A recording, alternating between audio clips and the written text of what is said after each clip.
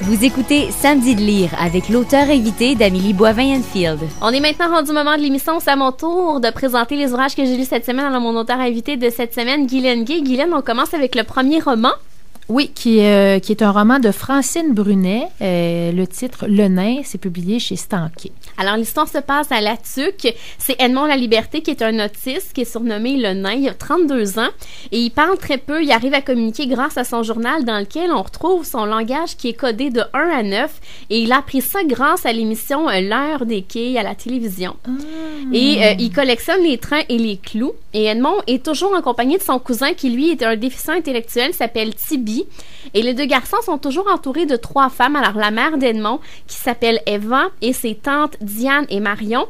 Et en plus, en parallèle, il va y avoir un grave accident qui va se passer au kilomètre 90 de la route 135 et ça va coûter la vie à beaucoup, beaucoup de personnes. Et là, l'agent Michaud et l'enquêteur Vidal et la médecin légiste Alice Pelletier vont tenter de comprendre ce qui s'est passé dans l'accident, qu'est-ce qui est survenu. Et en plus, ces 3 personnes-là, l'agent, l'enquêteur et la médecin légiste vont... il y a comme des secrets qui vont ressurgir de leur passé pendant l'enquête. Et en plus, il va y avoir une maladie qui va contaminer plein de gens du village de La Tuque. Alors, tout ce beau monde va tenter de comprendre ce qui relie tous ces gens-là ensemble, tous ces événements-là ensemble. Plusieurs personnages. Je suis sûre qu'au début, il faut vraiment être très concentré parce que on peut être un peu découragé de devoir discuter à comprendre, mais finalement, on s'y retrouve facilement. Un bon suspense et on découvre la belle région de La Tuque et également le milieu hospitalier. Alors, très bel ouvrage de Francine Brunet, Le Nain. À lire. Oui. Ça me tente de lire, moi. Alors, deuxième ouvrage, c'est une idole de jeunesse, Alexandre Jardin, qui a publié Juste une fois, chez Grasset. Alors, c'est l'histoire de César qui va épouser Sarah dans 3 heures. Il va passer justement son mariage quelques heures avec sa belle-sœur qui s'appelle Anna, qui est la sœur de sa future femme. Et finalement, ils vont tomber tous les deux sous le charme l'un de l'autre. Et dans la haut de la tour nord du World Trade Center, César va faire une proposition à Anna de coucher ensemble quand il le voudra. Alors finalement, César va se marier avec Sarah. Et finalement, 15 ans plus tard, Sarah va mourir et César va revenir au Québec. Et finalement, il va recroiser Anna et savoir si Anna va lancer la proposition de coucher avec César. Alors, on retrouve notre Alexandre romantique, là. Oh oui, Alexandre romantique, mon Alexandre que j'adorais à l'adolescence, qui m'avait manqué pendant quelques années.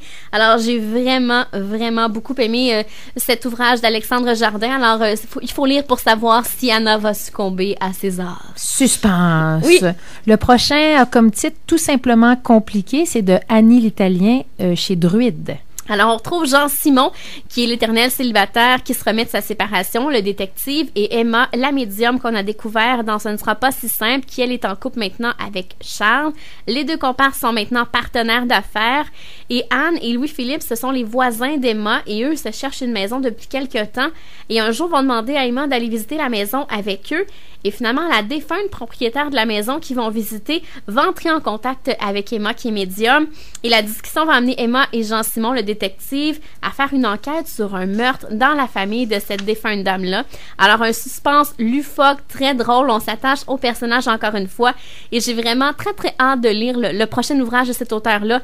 Roman très, très bien ficelé. Vous allez avoir beaucoup, beaucoup de plaisir à lire Tout simplement compliqué d'Annie l'Italien.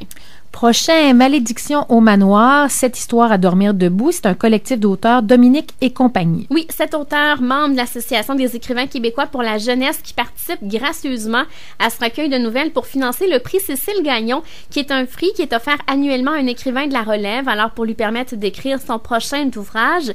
Alors, l'univers est inventé par Sophie Rondeau, qui est un auteur très, très connu dans le domaine de la jeunesse. Alors, c'est une famille très particulière qu'on trouve dans ce recueil de nouvelles-là, la famille Morse. Alors, 7 enfants, 2 parents et une grand-mère qui est très particulière. Ils vivent dans un manoir mystérieux qu'ils ont eu de l'enfant, la mère d'un des parents. Et ils vivent dans le village de Bradel. Alors, beau recueil qui va plaire aux adolescents, surtout dans cette période de l'Halloween, là, si vous avez envie d'avoir un peu peur. Alors, beau moyen pour les enfants aussi de découvrir d'autres auteurs qu'ils ne connaissent pas. Alors, on retrouve là-dedans Sophie Rondeau, Manon Plouffe, Louise Tondreau Levert, Étienne Poirier, Julie Royer, Pascal Henrard et Laurence Aurélie. Alors, c'est Malédiction au manoir. On continue dans le secteur jeunesse avec Bonne nuit, toi, de Geneviève Côté, édition Scholastique. Alors, c'est l'histoire d'un lapin qui a cru voir un monstre, mais c'est plutôt l'ombre chinoise de son ami le cochon. Alors, Lapin va demander justement à Cochon si lui a peur des monstres qui se cachent en dessous de son lit. Finalement, il va lui répondre que non. Il y a toujours la réponse à la question de Lapin, alors il trouve toujours une bonne raison, une bonne excuse pour pas avoir peur. Mais finalement, lui, il a peur du noir cochon. Alors, magnifique album à lire aux enfants qui ont peur des monstres avant d'aller faire dodo. Alors, vraiment très, très beau, de belles illustrations de l'auteur Geneviève Côté. Très beau. Et finalement, Légumineuse en folie de Geneviève Taylor, éditeur Guy Saint-Jean. Oui, alors c'est 100 recettes craquantes pour manger santé tous les jours. Les légumineuses, on le sait, parce que tu es végétalienne et je le suis aussi, oui. sont excellentes pour la santé, peu coûteuses, très peu caloriques. Alors c'est un aliment qu'on devrait davantage inclure dans notre alimentation à chaque semaine. Et souvent, on manque d'idées. En tout cas, souvent, moi, c'est toujours les mêmes recettes qui reviennent à chaque semaine. Un peu les mal-aimés, les légumineuses. Oui, hein? Et j'en ai découvert plein que je ne connaissais pas. Même si moi, je mange des légumineuses à chaque semaine, il y en a plein que je ne connaissais pas. Alors, bel ouvrage pour nous expliquer comment cuisiner chacune des légumineuses et plein de recettes variées. Alors, entrée, bouchée, plat principal, dessert. Alors, très, très bel ouvrage pour les gens qui veulent commencer à manger des légumineuses. Puis-je souligner que les images sont très belles et appétissantes. Oui, hein? Oui, ça donne faim. Oui. Alors, Guylaine, c'est déjà tout pour mes suggestions. On se reparle déjà pour la conclusion de l'émission.